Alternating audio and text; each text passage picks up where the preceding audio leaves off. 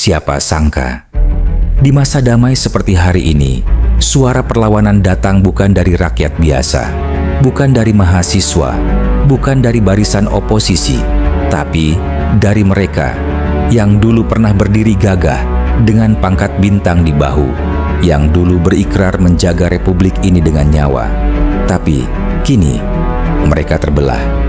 Ada dua barisan, sama-sama tua, sama-sama mantan tentara, tapi berbeda langkah, berbeda suara. Yang satu berdiri bersama pemerintah sah, mendukung stabilitas, menjaga marwah demokrasi, mengawal transisi kekuasaan dari Jokowi ke Prabowo dengan tenang dan damai. Yang satu lagi berteriak lantang, menolak hasil pemilu, meminta Gibran dicopot, dan menuduh Jokowi berkhianat pada reformasi. Tapi tunggu sebentar, apakah ini benar murni suara para purnawirawan? Ataukah ada tangan-tangan lain yang menggerakkan? Kita lihat bagaimana para tokoh senior, Agung Gumelar, Wiranto, Komarudin Simanjuntak berdiri di depan media. Mereka menyatakan dengan tegas, kami mendukung pemerintahan sah. Mereka tidak sedang membela Jokowi semata. Mereka sedang membela sistem, konstitusi, demokrasi, dan hasil pemilu yang telah selesai, yang telah disahkan KPU dan ditetapkan Mahkamah Konstitusi. Mereka tahu kalau negara ini terus digoyang dari dalam, maka kaos yang akan menang. Mereka tahu bahwa Prabowo dan Gibran adalah pilihan rakyat, bukan rekayasa, bukan manipulasi.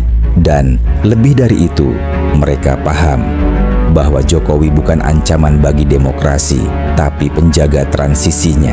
Lalu mari kita lihat barisan yang satu lagi, Tri Sutrisno, Wakil Presiden era Orde Baru, jenderal tua yang kini sudah berusia 88 tahun. Pertanyaannya, apa motivasi beliau memimpin gerakan protes seperti ini? Apakah mungkin beliau benar-benar bergerak sendiri, tanpa dorongan, tanpa bisikan? Tidak, kita semua tahu, usia tidak pernah membohongi kemampuan fisik, dan politik tidak pernah berjalan tanpa sponsor. Lalu, siapa yang ada di belakangnya? Apakah ini manuver elit tua yang tidak rela kekuasaan berpindah ke tangan generasi baru? Apakah ini suara elit Orba yang merasa kehilangan pengaruh di era Jokowi dan Prabowo? Ataukah ini bagian dari skenario asing yang ingin menekan Indonesia dari dalam? Mereka bilang Gibran ilegal, padahal Mahkamah Konstitusi sudah bicara. Mereka bilang Jokowi menyalahgunakan kekuasaan, padahal tak satu pun pasal hukum dibuktikan. Mereka takut, bukan karena Jokowi berkuasa, tapi karena generasi Jokowi mulai menggantikan posisi mereka. Mereka gentar melihat Gibran, anak muda 36 tahun, berdiri di podium kemenangan, bersanding dengan Prabowo yang dulu mereka anggap rival. Kini malah jadi presiden penerus yang sah. Dan ini yang paling menyakitkan bagi mereka.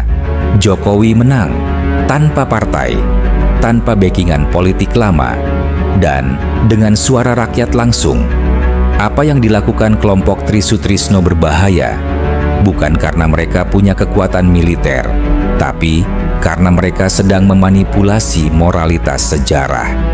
Mereka pakai nama reformasi, tapi lupa bahwa reformasi adalah kehendak rakyat, bukan hanya milik barisan jenderal tua. Kalau yang mereka inginkan hanyalah stabilitas, maka seharusnya mereka bergabung dengan kelompok purnawirawan sah yang resmi. Tapi mereka malah membentuk forum liar, mendeklarasikan sikap tanpa legitimasi. Dan ketika ingin bertemu Prabowo, lalu ditolak, mereka marah. Padahal Prabowo sedang menjaga agar transisi berjalan aman, agar tidak ada gangguan dari barisan-barisan masa lalu yang belum bisa move on. Jokowi tetap diam, tapi bukan karena takut, melainkan karena tahu diamnya seorang presiden adalah perintah yang lebih kuat dari teriakan jenderal pensiunan. Prabowo tidak menanggapi barisan itu karena ia tahu ia dipilih oleh rakyat, bukan oleh warisan masa lalu. Gibran tetap tersenyum meski diserang bertubi-tubi. Karena ia tahu serangan itu hanya datang dari mereka yang tidak siap menerima perubahan. Maka, kita bertanya hari ini, siapa yang sedang menjaga Republik? Apakah para purnawirawan yang menyebut dirinya pejuang reformasi, tapi tidak mau menghormati hasil pemilu? Atau mereka yang diam-diam, tanpa teriak, terus bekerja menjaga stabilitas, menjaga keamanan, dan menjaga legitimasi demokrasi? Tri Sutrisno mungkin tidak sadar bahwa ia sedang digunakan, dijadikan simbol oleh mereka yang takut akan masa depan. Dan masa depan itu bernama Prabowo Gibran.